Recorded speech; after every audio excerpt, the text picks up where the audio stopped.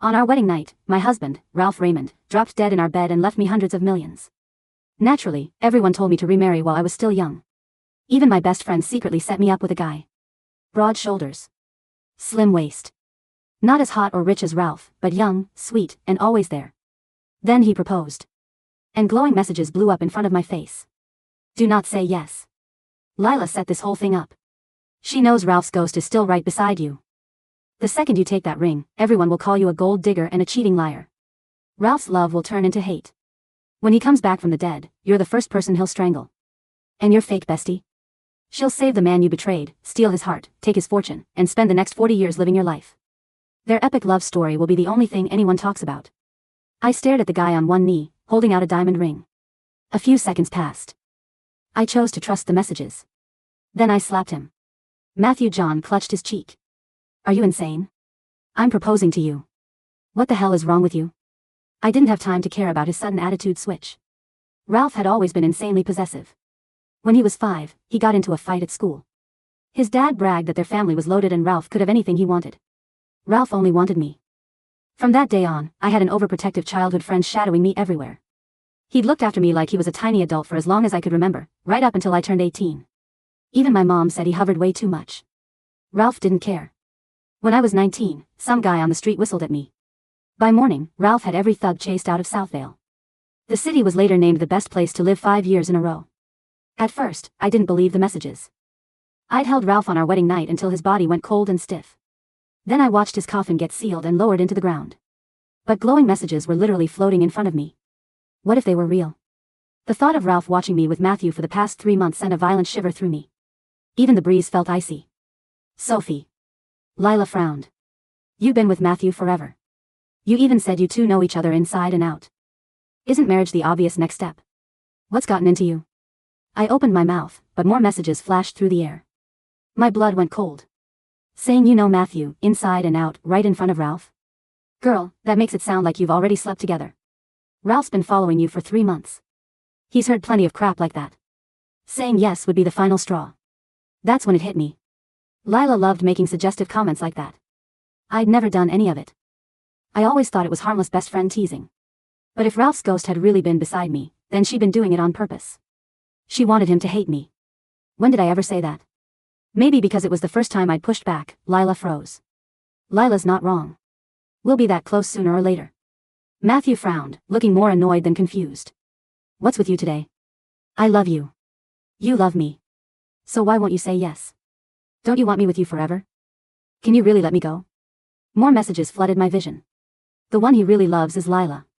He even bought the ring in her size. Later he'll claim he grabbed the wrong size because he was nervous. Ralph comes back in 3 days. Don't believe a single word they say. I took the ring from Matthew. Ignoring the messages racing across my vision, I slid it onto Lila's finger. Perfect fit. Matthew instantly panicked.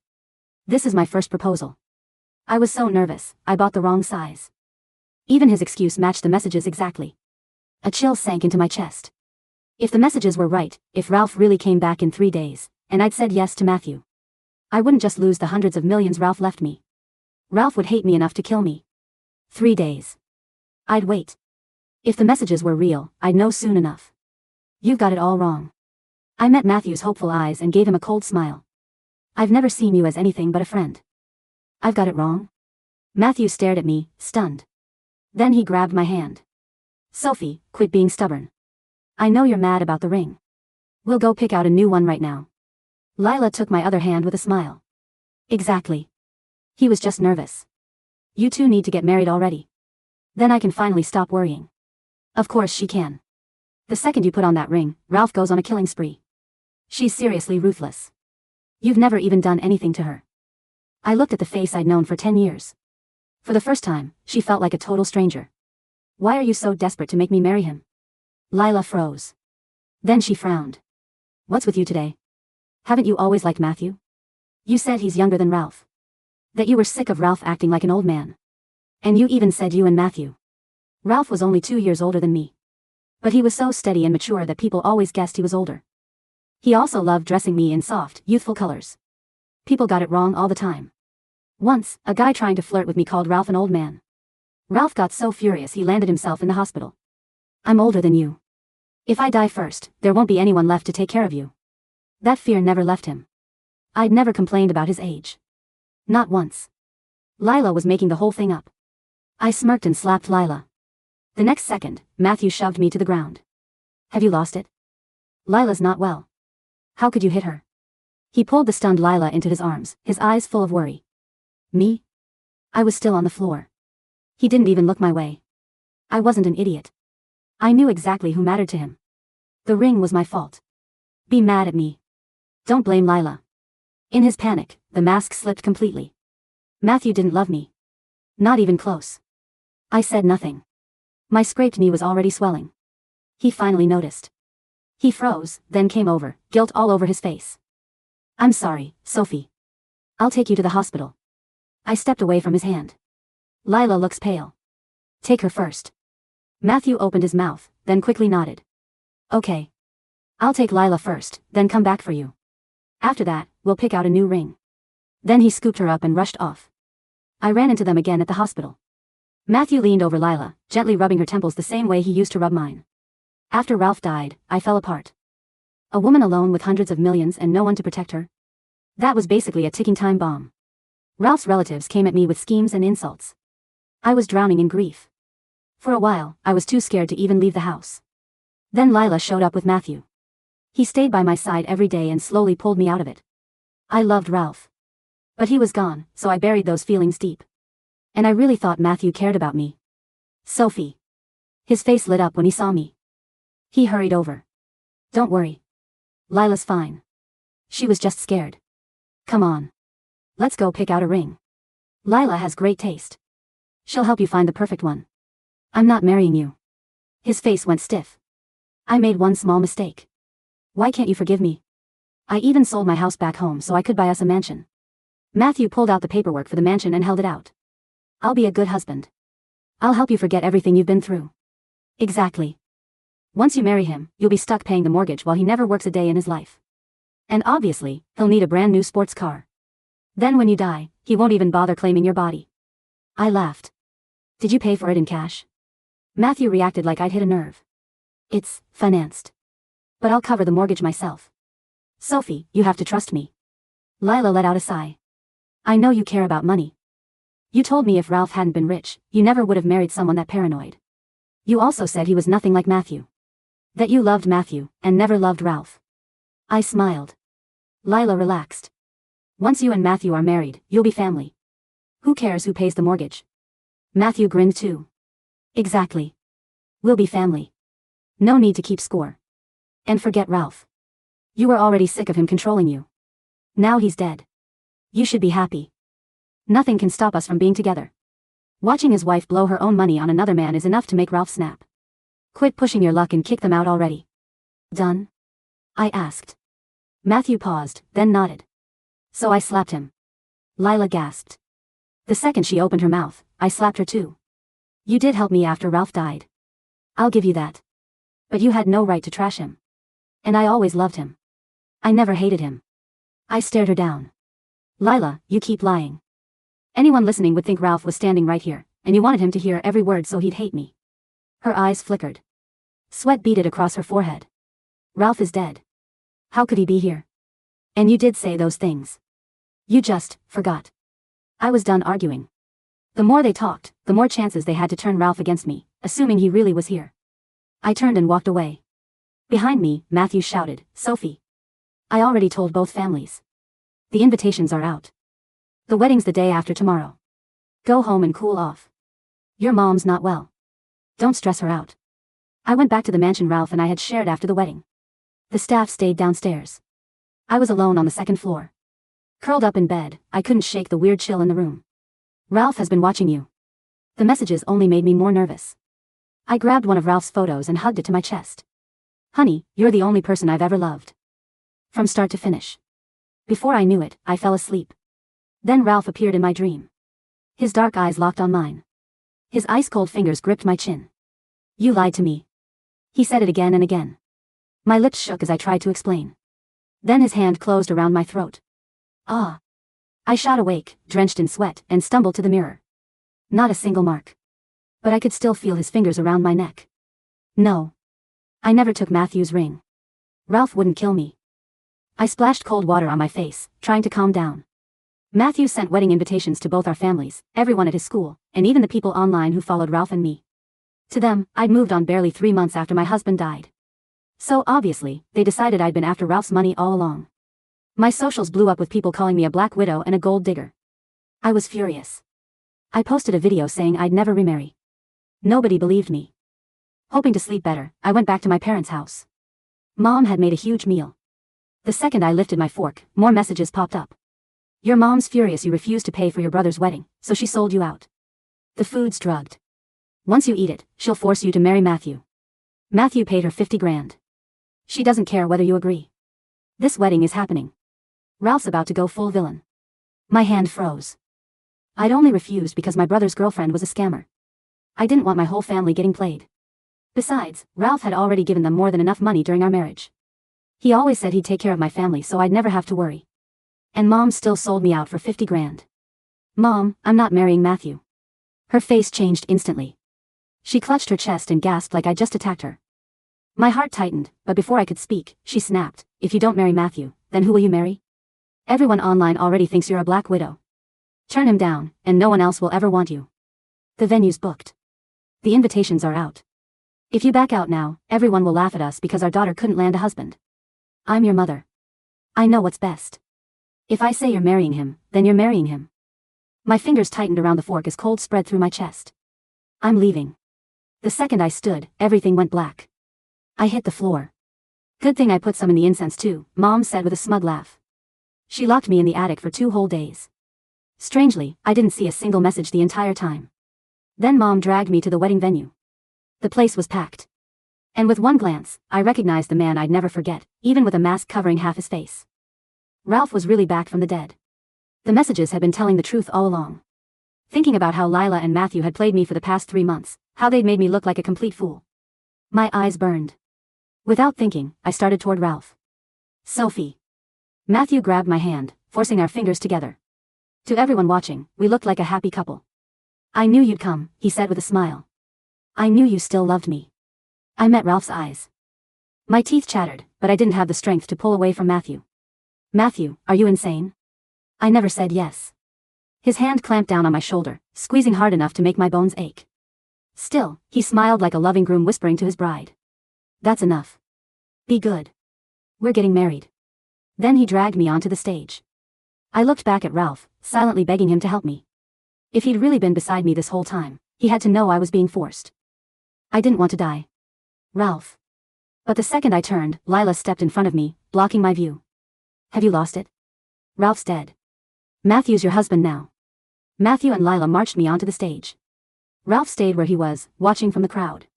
His face gave nothing away. But a chill swept through me. He didn't believe me. Why would he? Matthew and Lila had put on the perfect show. I bit my lip until I tasted blood. Then I shoved them both away with everything I had. I'm not marrying him. Sophie. Lila yelled. Stop making a scene. You're already over 3 months pregnant. What, you want your baby to grow up without a dad? My mind went blank. I stared at her. What are you talking about? I'm not pregnant. Lila's mom let out a sigh. Sophie, how can you deny it? I did your ultrasound yesterday. I still have the report. The ultrasound appeared on the big screen. Before I could say a word, the crowd exploded. Mr. Raymond's only been dead 3 months, but she's almost 4 months pregnant. So she was cheating before he died? Unbelievable. How does someone like her get to keep his entire fortune? If Mr. Raymond knew, he'd come back from the dead just to rip her apart. The insults came from every direction. I screamed that they were wrong. I even hit my stomach to prove I wasn't pregnant. No one stopped. No one cared. Babe, please. Matthew's eyes turned red as he begged in front of everyone. I'm sorry I made you mad. Just don't hurt our baby. His performance was perfect. When I went quiet, my mom rushed over and slapped me. Have you had enough? You're pregnant. How much longer are you going to keep this up? Haven't you embarrassed us enough? A shameless woman like you should be grateful Matthew still wants to marry you. My cheek burned. That's when it hit me. It didn't matter what I said. No one was going to believe me. Lila wanted Ralph to think I betrayed him so he'd kill me and make her the new Mrs. Raymond. Matthew loved Lila. He'd do anything she asked. My own mother hated me for refusing to pay for my brother, so she sold me out for 50 grand. And Ralph. He'd watched his wife betray him with his own eyes. They all wanted the same ending. No one believed me. No one cared. Through the chaos, Ralph walked toward me, his mask still on. I remembered the messages. The dream. The crushing grip around my throat. I couldn't stop shaking. How could you not believe me? I thought you were dead. Matthew and I. Ralph's eyes were so bloodshot they looked ready to burst. Veins stood out across his hand as his fingers slowly brushed my cheek. Congratulations, he said quietly. Then his hand locked around my throat. His eyes went cold with hate. That same crushing pressure closed around my throat. I clawed at his wrist, forcing out one last sentence. The ultrasound is Lila's. In an instant, every face in the room changed. The words hung in the suffocating silence of the ballroom. Ralph's hand remained hooked around my windpipe, but the lethal pressure eased. By a fraction of a millimeter. His blood-rimmed eyes bored into mine, searching for the slightest tremor of deceit. Beneath the black silk mask covering the left half of his face, his jaw was clenched so hard the tendon stood out like a cord of steel. Say that again, his voice rasped. It was a sound dredged up from a crypt, hollow, cracked, and vibrating with suppressed madness. I fought for air, my fingernails digging into the rough fabric of his dark overcoat. Check the clinic's database. Lila. Lila visited her mother's private practice yesterday morning. The patient ID on that screen has an extra digit. It's registered under an alias, not my national insurance number. Before Matthew could lunge forward to pull me away, glowing crimson lines exploded across the air between Ralph and me. Alert. Lila's mother altered the header on the digital scan 5 minutes before the ceremony. The actual sonogram matches Lila's exact gestational cycle, 14 weeks. Matthew John is the biological father. Ralph's personal intelligence team is already hacking the hospital mainframe. Don't let Lila leave the stage. What absolute nonsense. Lila shrieked, her voice pitching up into frantic indignation. She rushed forward, trying to grab Ralph's arm, but shrank back the second his head tilted toward her with a predatory stillness. Sophie, have you completely lost your mind? You're publicly accusing your best friend just to cover up your own infidelity? My mom is a licensed chief physician. How dare you slander her? Matthew stepped up, his expression a masterpiece of righteous fury. He reached out to grab Ralph's shoulder. Hey. Who the hell do you think you are, putting your hands on my bride? Let go of Sophie right now, or I'll have security beat. You have to. Matthew never finished the sentence. Ralph didn't even turn his torso. With a flick of his left arm, his knuckles collided with Matthew's jaw. The crack echoed across the hall's sound system. Matthew flew sideways off the platform, crashing into a 3-tiered champagne tower. Crystal shattered in an explosion of sparkling wine and foam, leaving Matthew groaning on the floor, clutching his bleeding mouth. The crowd gasped. Several society matrons screamed and scrambled out of their chairs. My mother rushed up the stage stairs, her face crimson with embarrassment and panic. Call the guards. Who let this masked lunatic in?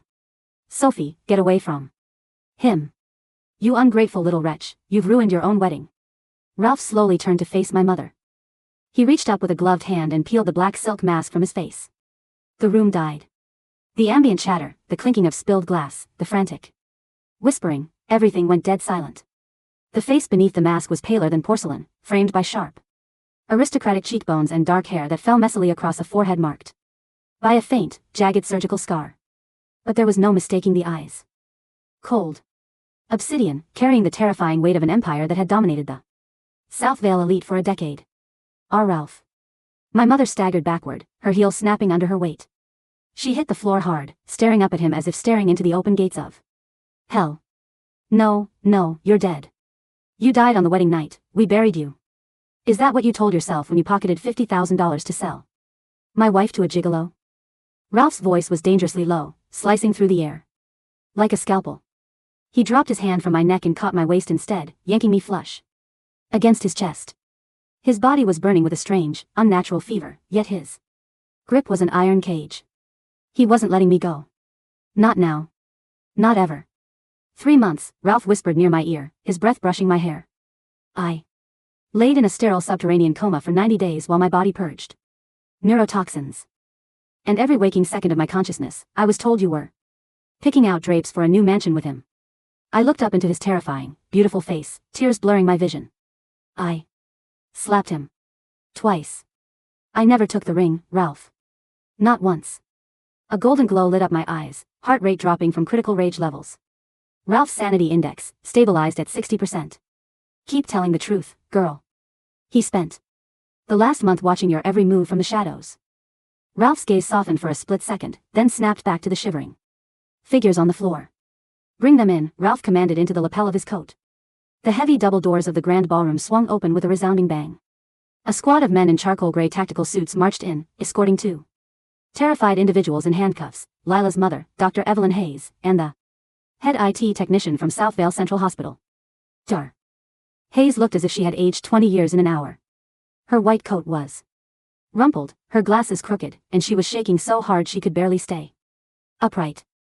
Beside her, Ralph's chief assistant, Leon Vance, a man everyone in the city assumed had gone into hiding after Ralph's death, walked up the center aisle, carrying a sleek aluminum briefcase. Mr. Raymond, Leon said, bowing slightly toward the stage. The forensic audit on Dr. Hayes' private server is complete. The ultrasound shown on that screen belongs to Lila Vance Hayes, recorded 3 weeks ago. The gestational age is precisely 14 weeks and 2 days. Furthermore, the prenatal paternity test conducted from an amniocentesis sample taken last Monday confirms Matthew John as the biological father with a 99.98% certainty. A collective gasp ripped through the audience. Reporters who had been invited to broadcast Sophie's shameless remarriage suddenly swiveled their cameras toward Lila and Matthew. The flashes went off like a wall of lightning. No. That's fake. It's a setup. Lila screamed, backing toward the side exit. Her carefully curated image of a gentle, selfless best friend crumbled instantly. Ralph, she's manipulating you. Sophie is the one who wanted to marry Matthew.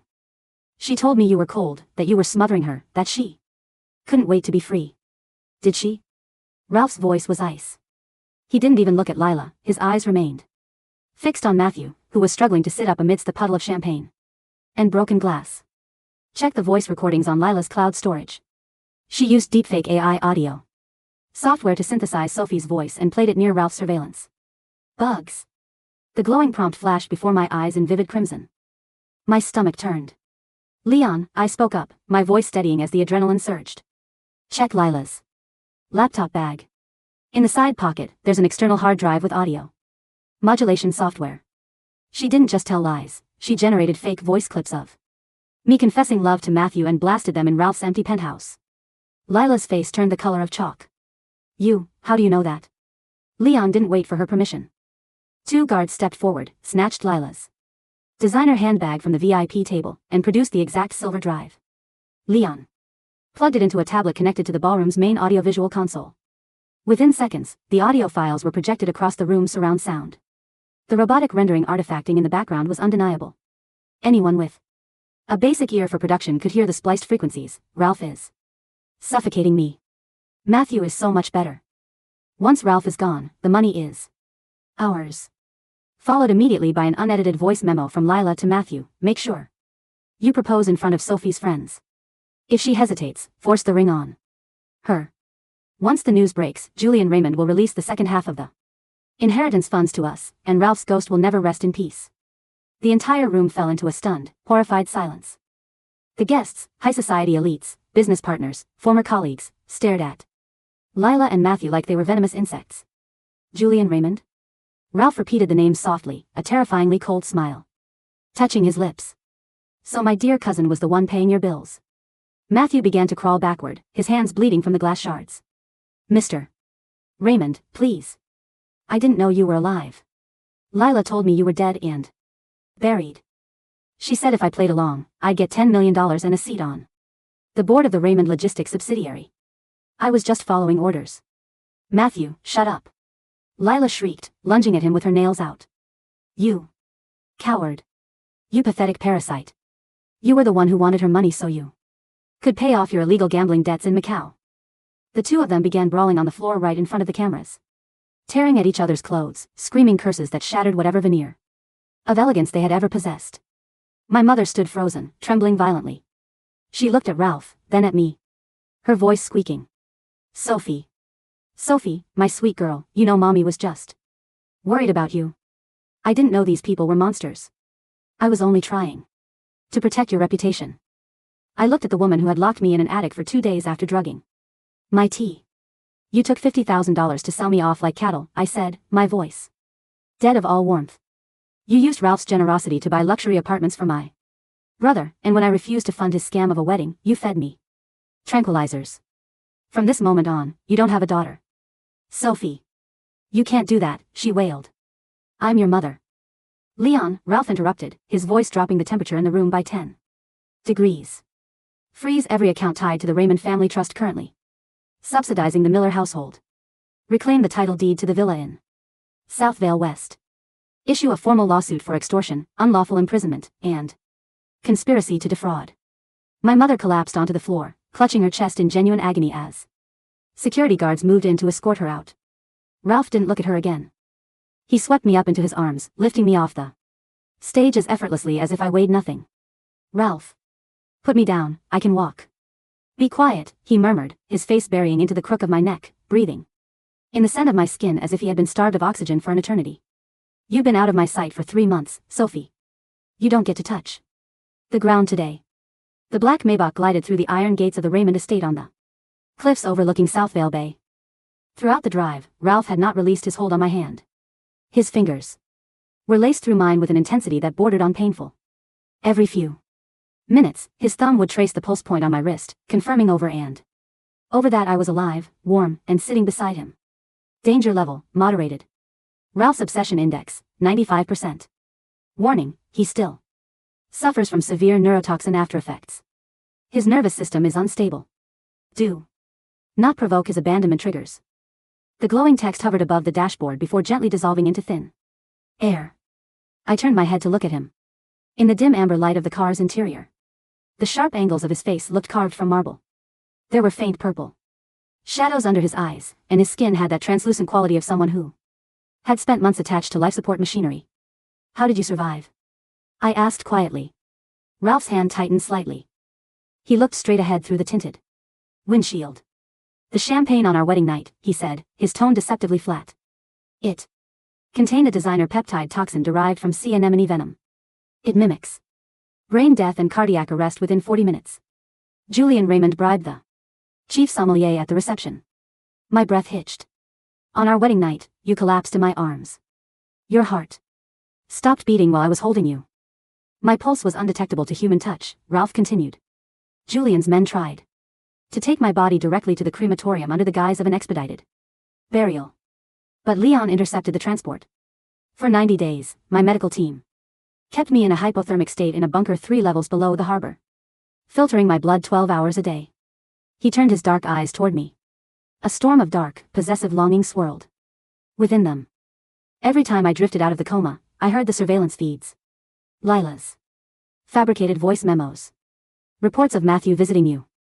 Pictures of him sitting in my living room, drinking from my glasses, driving my cars. A violent shudder went through his frame, and the grip on my fingers tightened until my knuckles turned white. Do you know what kept my heart beating, Sophie? He whispered, leaning so close. His lips nearly brushed mine. The thought of coming back, dragging you to the top of the cliff, and making sure that if you belonged to someone else, you'd die with me. I didn't flinch. I reached up with my free hand and placed my palm directly against his cold cheek, feeling the steady thrum of life beneath his skin. I spent 3 months crying until my eyes bled, I told him, looking straight into the abyss of his gaze. I wore black every day. I slept with your suit jacket in my arms because it was the only thing that still smelled like you. Matthew never touched a single finger of mine. If you had watched me closely enough, you would have seen me scrubbing my hands raw every time he stood within 3 feet of me. Ralph froze. His pupils dilated. The wild, feral tension in his shoulders seemed to snap, replaced by a sudden, overwhelming vulnerability that he rarely ever showed to the world. Sophie. Before he could speak, the car came to a smooth stop in front of the grand mansion. Leon opened the door from the outside, his face solemn. Sir, we have a problem. Julian Raymond has liquidated 30% of the holding company's shares and is currently attempting to flee via private yacht from the South Vale Marina. Furthermore, Matthew John has just been bailed out by an unknown third party. Ralph's expression instantly hardened into that of an apex predator. He thinks he can leave my city. Ralph stepped out of the car, pulling me along with him into the warm night air. Alert the Maritime Coast Guard. Lock down every port in the province. He paused, glancing down at me, his eyes dark and resolute. Leon, prepare the secondary boardroom. My wife and I have a company to purge.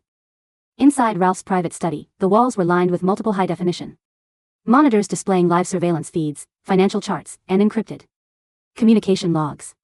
While Ralph stepped out onto the balcony to coordinate the maritime blockade with South Vale's police commissioner, I sat in front of his primary terminal. Suddenly, the air in front of me shimmered. The floating text, which had been brief and sporadic before, suddenly expanded into a full, luminous interface. System synchronization complete, 100%, host, Sophie Raymond, origin. Consciousness resonance channel, truth unlocked, the bullet screen messages you have been seeing are not from a game system. They are the collective psychic echoes of Ralph Raymond's subconscious thoughts broadcast through the biofrequency neural link he wore during his 90-day coma. My heart skipped a beat. I stared at the glowing letters. These weren't random divine prophecies. They were Ralph's own thoughts. When he was trapped in that dark, icy coma, desperately fighting for his life, his mind had been processing the surveillance feeds, analyzing the deceit, panicking over the thought of losing me, and screaming warnings into the void. Because we had grown up together, because our neural baselines had been synchronized through the experimental medical monitors in his clinic, his dying consciousness had bridged the gap to mine. Every warning, every protective alert, every scream of betrayal, it had all been Ralph's soul refusing to leave me alone in the dark. Tears welled in my eyes and splashed onto the mahogany desk. He had loved me so fiercely that even when his body was clinically dead, his mind was still trying to shield me from the wolves. Why are you crying? Ralph's voice startled me. He walked back into the room, holding a glass of warm milk. He set it down beside me, his brow furrowed in immediate concern. Does your knee still hurt from when that bastard shoved you? His voice was laced with murderous intent. I should have broken his legs on that stage. Ralph, I whispered, turning around and throwing my arms around his neck, burying my face into his shoulder. He went rigid for a second, surprised by the sudden intimacy, before his arms wrapped around me with crushing force. He buried his face in my hair, inhaling deeply. Sophie, what is it? Nothing, I murmured, holding him tighter. Just, don't ever leave me again. Even if you think you're dying, you don't get to leave. Ralph let out a low, ragged breath against my neck. Never. Even in hell, I'd crawl back to you. The door to the study opened softly, and Leon entered, clearing his throat. Sir, the Coast Guard has cornered Julian's yacht 3 miles off the coast. But there's another development. Lila Vance Hayes has posted a live video from an undisclosed location. She's claiming that you faked your death to evade corporate tax audits and that you coerced Sophie into framing her. Ralph didn't even lift his head from my shoulder. His voice was utterly merciless. Release the full surveillance tapes from the bridal suite on our wedding night, the toxicology reports, and the financial paper trail connecting Julian's offshore accounts to Dr. Evelyn Hayes Swiss Holdings. Understood, Leon replied. And what about Matthew? A cold smirk played on Ralph's lips. Matthew is currently hiding in the basement apartment of his old college dormitory, thinking he's safe. Let him sweat for an hour. Then cut the power. The next morning, the Raymond Corporation headquarters in the financial district was surrounded by a wall of private security and state police vehicles. The news of Ralph Raymond's resurrection had sent shockwaves through the global stock market. Raymond Corp's shares, which had plummeted by 40% over the last 3 months, experienced the sharpest single-day rebound in the history of the South Vale Exchange. Inside the top-floor grand boardroom, 15 senior board members and regional directors sat in dead silence. At the head of the table sat Ralph, dressed in a bespoke charcoal gray 3-piece suit. Beside him, in the chair traditionally reserved for the executive vice president, sat me. Sitting opposite us was Julian Raymond, his hands cuffed to the mahogany armrests of his chair, flanked by 2 federal marshals. Julian was disheveled, his designer shirt torn, his eyes bloodshot with exhaustion and terror. Ralph, you can't do this, Julian stammered, his voice cracking. We're family. Our grandfathers built this conglomerate together. You can't hand me over to the authorities based on circumstantial evidence. Ralph took a slow sip from his porcelain coffee cup, not even looking at his cousin. Circumstantial? Ralph murmured. Leon stepped forward, placing a thick stack of blue-bound dossiers in front of every board member. On May 14th, 48 hours before Mr. Raymond's wedding, Leon announced.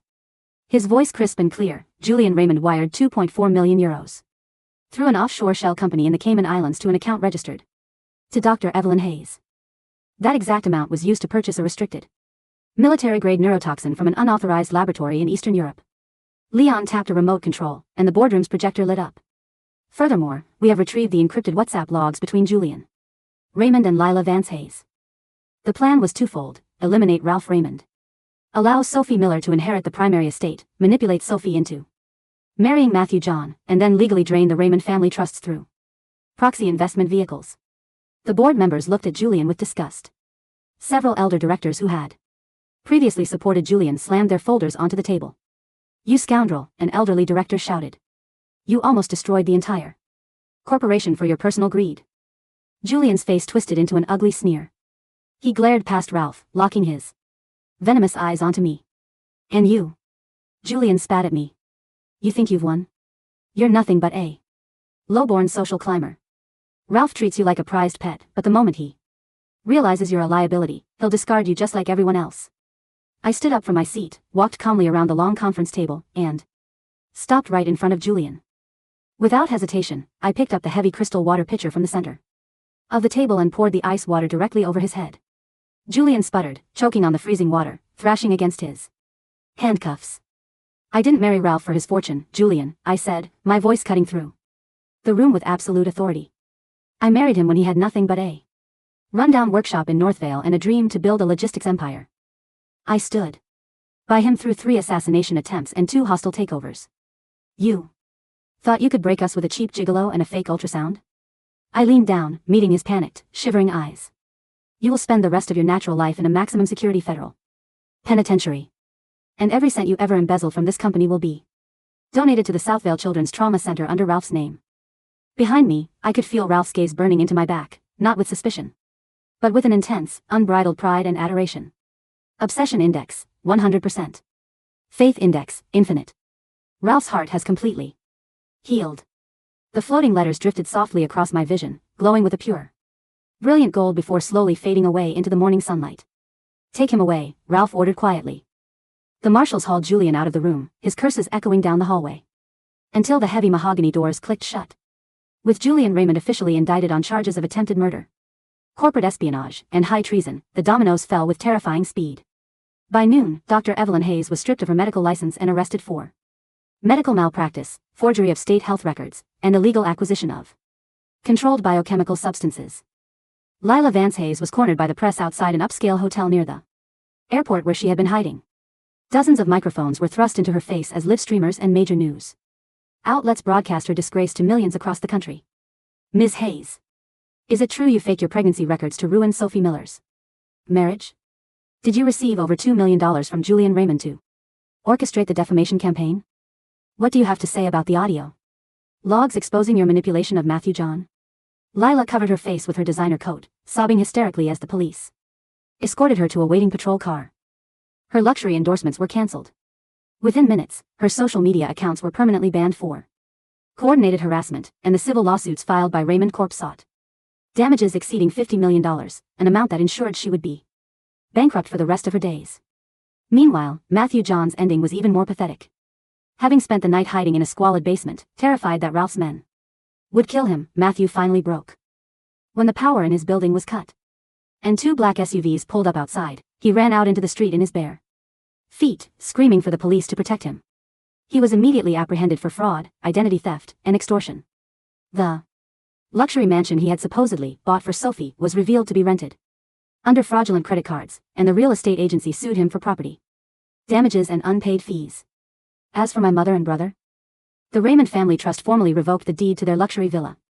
The sports cars my brother had bought with Ralph's money were repossessed by the bank within 24 hours. My mother tried to come to the gates of the Raymond estate 3 times, kneeling in the rain, wailing that she was my mother and that blood was thicker than water.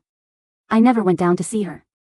I sent Leon with a single document, a formal legal severance of family obligations, accompanied by a final payment covering the basic living costs of a standard 1-bedroom apartment in the outskirts of the city, nothing more, nothing less. "Tell her," I told Leon, "that this is for giving birth to me. The debt is paid. If she or my brother ever comes within 500 yards of me or my husband again, the restraining order will turn into a prison sentence." When Leon returned, he reported that my brother had tried to scream curses at the gates, only to be promptly arrested by the local patrol for public disturbance. The parasites had finally been scraped away. That evening, the grand estate was quiet.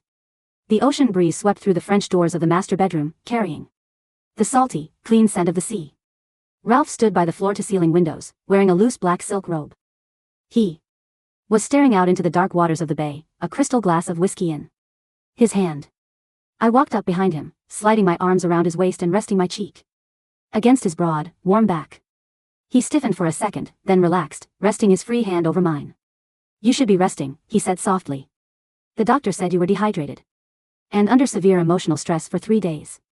"I can't sleep unless you're beside me," I replied honestly. "For 3 months. Every time I closed my eyes, I thought of that cold hospital morgue." Ralph set his glass down on the side table and turned around in my embrace. He reached down, gently cupping my face in his large, scarred hands. "I'm sorry," he whispered, his voice cracking with an emotion he rarely allowed anyone to see. "I almost let them break us. When I woke up from that coma, the neurotoxin had damaged my cognitive filters. The paranoia, the jealousy. It felt like an inferno burning inside my skull. For a moment, I actually believed you had forgotten me."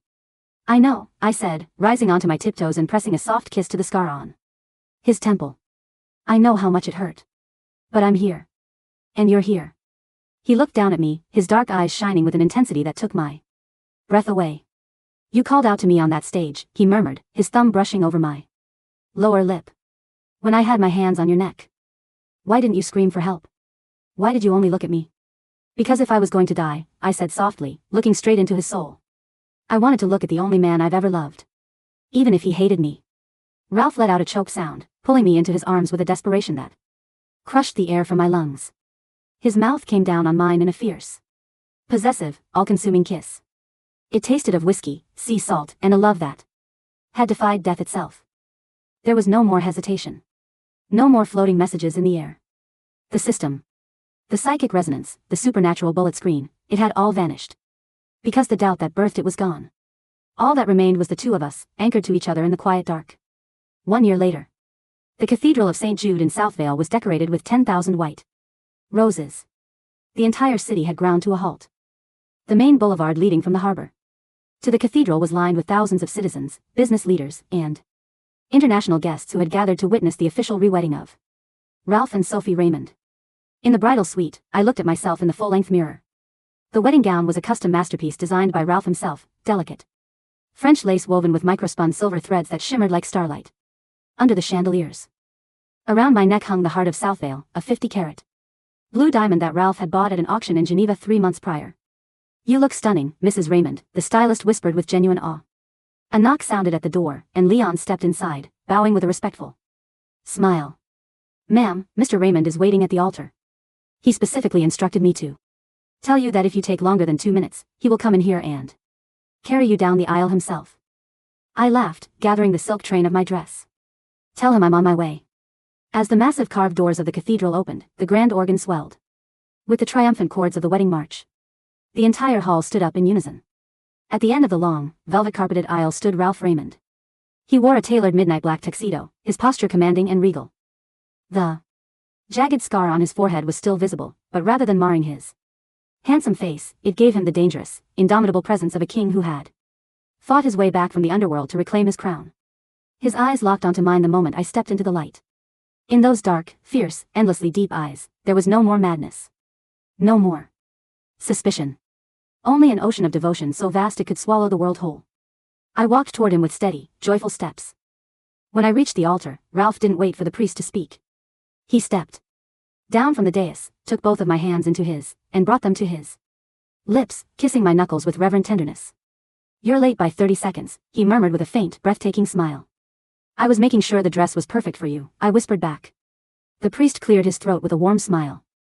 "Do you, Ralph Raymond, take Sophie Miller to be your lawfully wedded wife, to have and to hold, in sickness and in health, for richer or poorer, through life and death, until eternity ends?" Ralph looked straight into my eyes, his voice steady, deep, and carrying to every corner of the vast cathedral. "Death already tried to take her from me," Ralph said, sliding a band of solid platinum and flawless diamonds onto my finger. "And death failed. She is mine. And I am hers, forever." The priest turned to me. "And do you, Sophie Miller, take Ralph Raymond to be your lawfully wedded husband?" I smiled, sliding the matching ring onto his finger, feeling the warm, strong pulse of his hand. "From the day we met when we were children," I answered clearly, "to the end of time. I do. By the power vested in me, I now pronounce you husband and wife. You may kiss the bride. Ralph didn't hesitate. He wrapped his arm around my waist, pulling me off my feet, and kissed me as the cathedral exploded into thunderous applause, bells pealing across the entire city of Southvale. The ghosts of the past were buried in the earth where they belonged. And in the warm, bright sunlight of the new day, our story had finally truly begun.